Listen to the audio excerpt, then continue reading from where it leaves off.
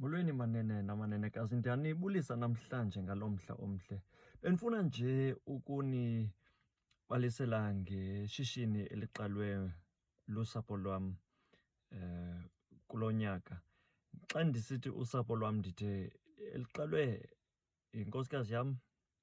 Sidinga ukuphakamisa umzu oluntsundu olwacinizelwa xesha elalidlulileyo, ngakumbi ke ngexesha lenkcinezelo. Ke apha ndiza kubonisa iigusha zethu ezimbalwa esinazo esizithengileyo ukuze sizifuye. Siqeshe umntu ontsundu ukuze azigcine okwangoku, mhlawumbi ke lizokwanda xa sesibheka phambili. Ndicela sikhumbule la mazwi abalulekileyo aphuma kuZekharaya eyesine. Bani na owoyidela imini yezinto ezincinane?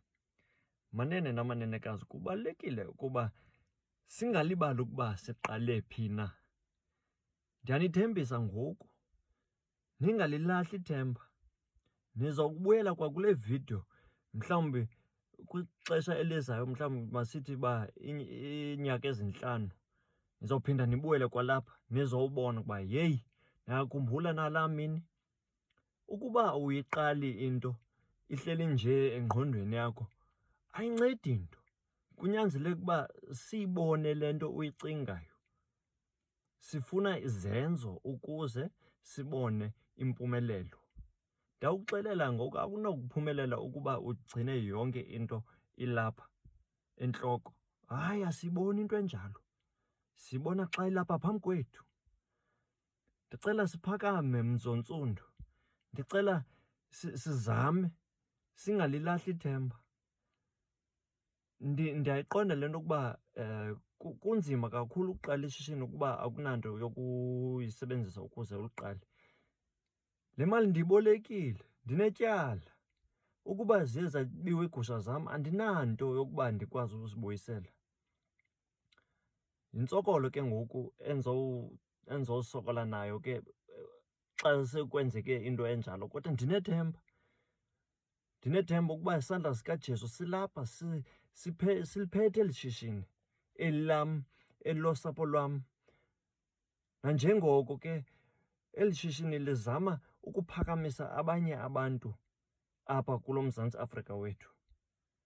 Asizicingi qha thina silusapho, sidinga ukubaphakamisa nabanye abantu kulo mhlaba wethu omhle. Ndinethemba ukuba nizoyibamba le nto.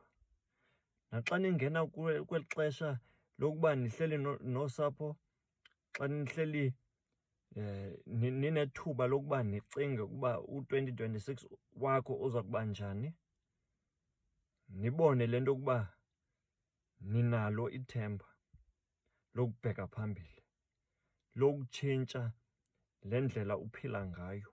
Bona ke nizozibona ngoku iigusha zam.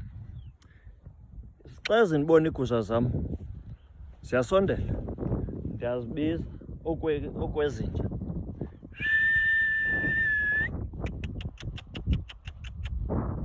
Nazo ke ziyeza.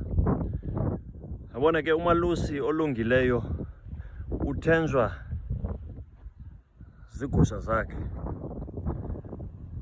Ziyayazi ukuba ngoku ixesha lokuba kuyalalwa. Kubalulekile ke ukuba nathi sikwazi ukukhokhela abantu bethu ngolu hlobo. Nazi ke zisondele.